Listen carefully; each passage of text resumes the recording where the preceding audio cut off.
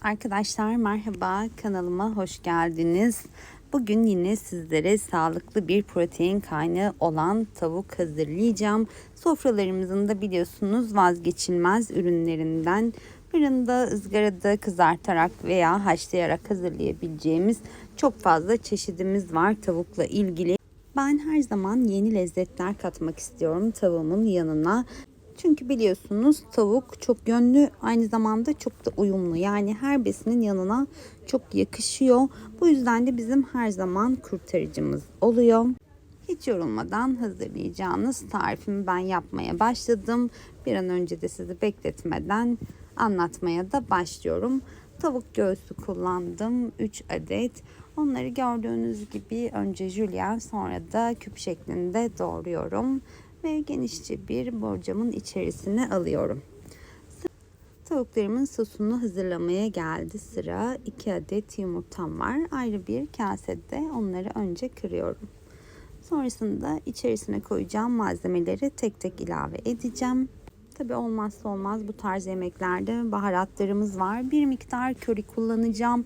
Ben bayılıyorum körinin tavukla uyumuna ve karabiber. İstediğiniz kadar da tuz yemeyen arkadaşlarım olabilir. O yüzden miktar onlara bırakıyorum. İçerisine bir pakette krema ilave edeceğim. Zaten kremanın girdiği hiçbir yemek bana göre kötü olamaz. Her şeyi çok lezzetlendiriyor. Bu yüzden ben sürekli tariflerimde krema kullanıyorum. Yavaş yavaş çırpıyorum yumurta, krema ve baharatları. Ne yapacağız? Bunları iyice karıştırdıktan sonra az önce borcama yerleştirdiğim tavuklarımın üzerine dökeceğiz.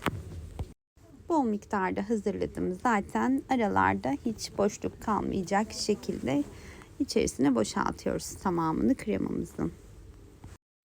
Özellikle tavuk severler için harika bir tarif. Bol baharatlı, kremalı, yani sosu yoğun tarifleri ben çok seviyorum. Çok lezzetli buluyorum. Bu tarifte tam o tariflerden bir tanesi. Bir adet de domates kullanacağım ben.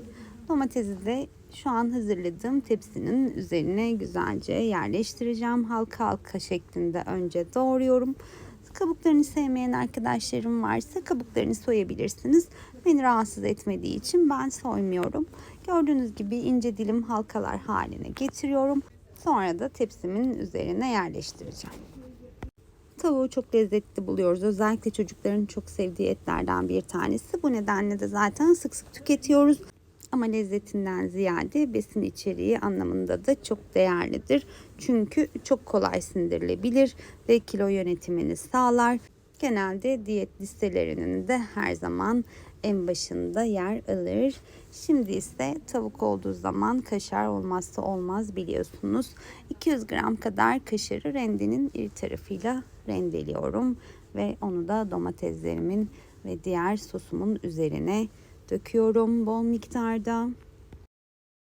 Bu işlemi de tamamladıktan sonra işte harika tepsim fırına girmeye hazır ve 180-200 derece fırında ben pişireceğim.